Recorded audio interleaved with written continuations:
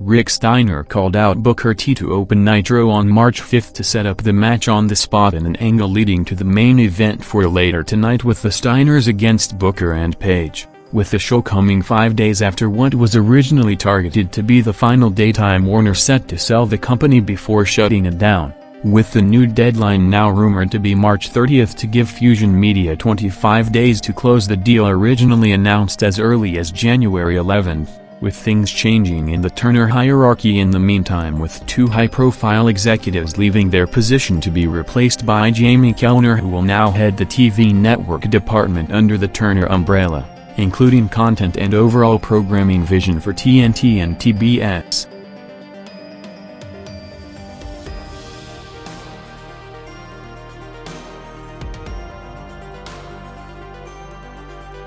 After it looked like only a matter of time before Eric Bischoff take over WCW, back with him involved in every department of the company in the past 2 months, Eric was not backstage at the Nitro and Thunder tapings on the night to raise questions on the status of the deal after another round of negotiations between Fusion and Time Warner ended with no breakthrough on the sale, with the original plan of the relaunch that had to be changed several times now being listed in pay-per-view marketing as WCW Big Bang on May 6, followed by the next pay-per-view named WCW Pride on June 10, with talks of bringing back all the top stars for the rebranded relaunch show, including the return of Hulk Hogan, also looking to have to be changed, with Hogan commenting on his WCW status to the New York Daily News during the week, saying that he will not work for WCW again, with him still in legal issues with the company for the post-Bash at the Beach lawsuit, with talks of a Hogan comeback meanwhile escalating on the other side, with rumors on him negotiating a return to the WWF for a potential match against Triple H at WrestleMania 17.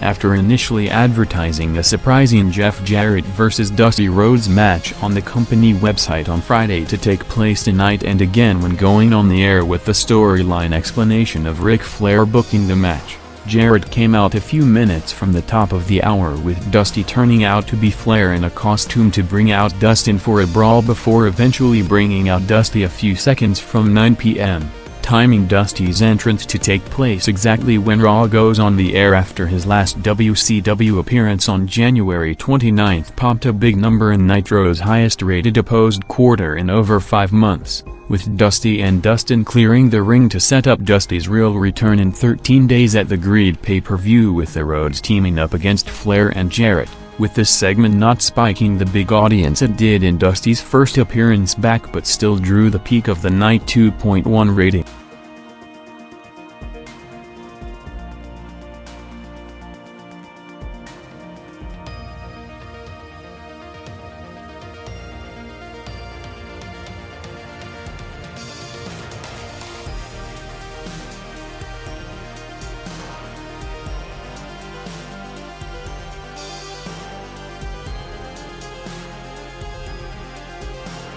With the realization that Jerry Lawler is not coming back for the foreseeable future, with JR taking his place on the SmackDown taping last Tuesday, the replacement was perhaps as surprising as the departure itself, as ECW owner Paul Heyman was revealed sitting alongside JR to open the Raw broadcast as the new color commentator, with his first comments being the legit explanation of Lawler's departure, with him resigning after his wife was fired, before introducing himself to the mass audience who might not have watched ECW television, as after years of publicly portraying ECW as a rebel promotion against the WWF and WCW while being indirectly paid by McMahon for most of that run, Heyman, now with ECW on the brink of extinction, can openly acknowledge being on McMahon's payroll, with him in addition to commentary also set to be involved in the creative process of the company, with Triple H opening Raw in his first appearance since going over Austin in the Three Falls match 8 days ago at No Way Out,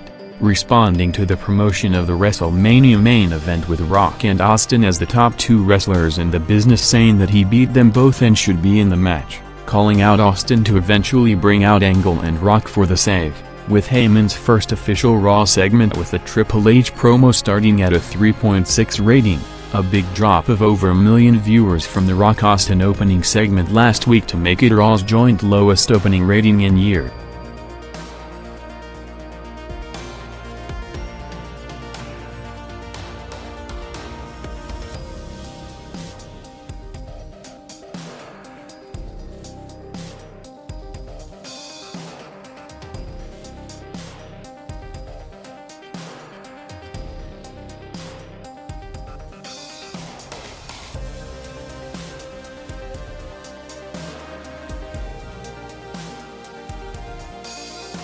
Minutes after Raw's opening segment, Kurt Angle stayed at ringside following a commercial break, demanding Rock to come back out, setting up the main event for tonight with a Rock and Austin vs. Angle and Hunter tag match, followed by Angle taking out Too Cool while breaking Scotty's ankle to continue his more serious aggressive demeanor developing in the past few weeks, as the second quarter, which also featured the first half of a Chris Jericho vs. Eddie Guerrero IC title match, bumped Raw over 600,000 viewers over the lower than usual open into the 4 rating range, with Raw going forward now set to have a different tone without the untouchable chemistry of King and JR as the voice of it, with Lawler, who was one of Raw's most synonymous characters in show history and the WWF product in general, while also being the only commentator to work SmackDown and XFL games, quitting the company last Tuesday before SmackDown when getting the word that his wife Stacey Carter was fired by McMahon,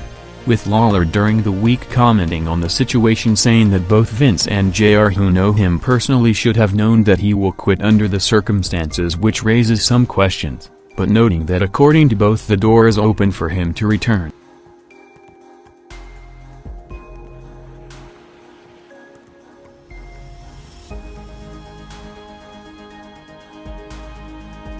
Raw continued to climb throughout the hour, jumping another 500,000 viewers between 9:30 to 45 with the finish of the Guerrero-Jericho match, which after building since the No Way Out pay-per-view saw Chris Benoit turning on Eddie to cost him the match, setting up a potential Benoit vs. Eddie Radicals feud 4 weeks to WrestleMania, with both still without an opponent for the event, followed by a Lita vs. Ivory women's title match going 3 minutes, opening a 4.3 to 1.6 rating margin from Nitro, which mostly featured a Mike Awesome vs. Hugh Morris match.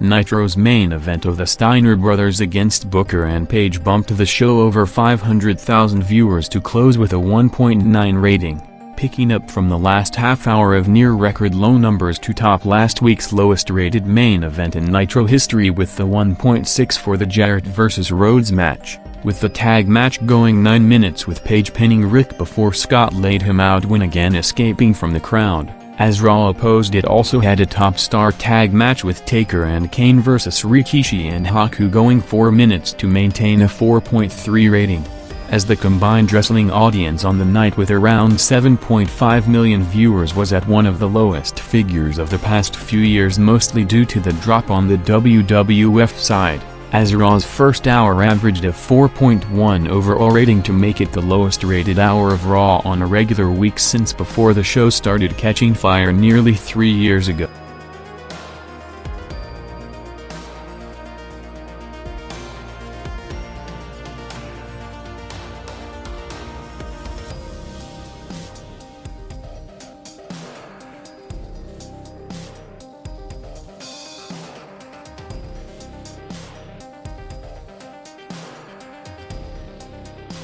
Raw's most talked about segment of the night was next, with Trish coming to the ring seconds from 10 p.m. to call out Vince McMahon, following up on last week's angle that saw Vince turning on her to join Stephanie, with Vince starting by warning her to set up a swerve with her apologizing instead of confronting him, as Vince questioned how sorry she really is to make her prove it on the spot, first telling her to crawl and bark like a dog before making her strip in the ring, as what was perhaps on paper designed as a major heat angle on the top heel McMahon, actually ended up with Vince giving massive pops from the sold-out MCI Center with him a bigger babyface the further he went, ending up with him turning the heat back on for the finish with him covering Trish and running down the Washington crowd, with this segment spiking big at the top of the hour with over 1.5 million viewers to a peak 5.6 rating, the highest rated segment of the night by a wide margin. As while Vince was building up the heat on himself on the way to WrestleMania and boosting numbers and talked about controversial angles, minutes after the segment during the live TNN broadcast and throughout the weekend, an ironic commercial for the XFL aired saying that in a desperate attempt to increase ratings the XFL will take you inside the cheerleaders' locker room, sarcastically showing self-awareness to the situation of the league, which last Saturday on its main broadcast on NBC dropped for the 5th week in a row, drawing a 2.4 rating with 3.5 million viewers, with the only positive despite still hovering record low for NBC primetime being that the week-to-week drop was the lowest so far with only 400,000 viewers.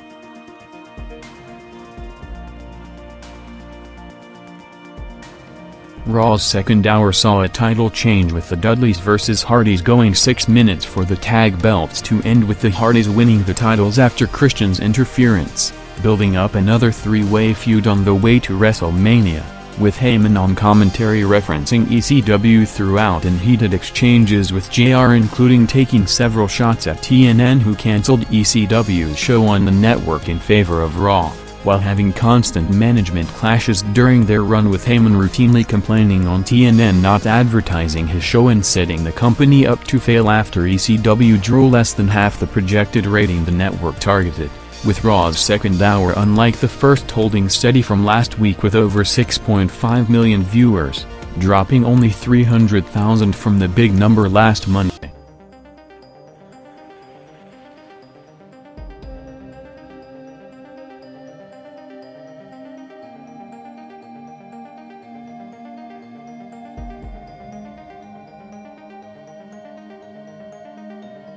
With Debra returning earlier in the night, Vince McMahon added another twist to the Austin Rock WrestleMania build-up by putting Debra as Rock's manager just before the main event tag match, followed by Rock and Austin coming out moments later with both going after Vince for the decision.